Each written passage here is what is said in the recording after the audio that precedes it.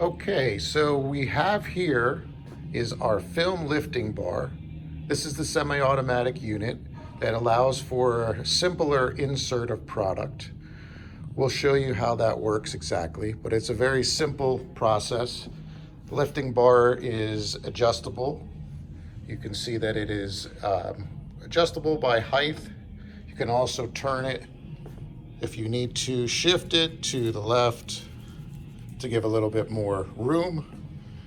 And let us show you exactly how it works in this process.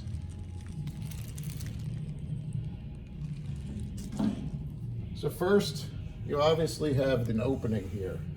Wide open. I don't have to use my hand to lift the film. I can take my product, which is just a simple product, slide it in, and drop it into the seal area. Once again, film is lifted, there's a space. Dropping my hand in, slide it in, into the seal area.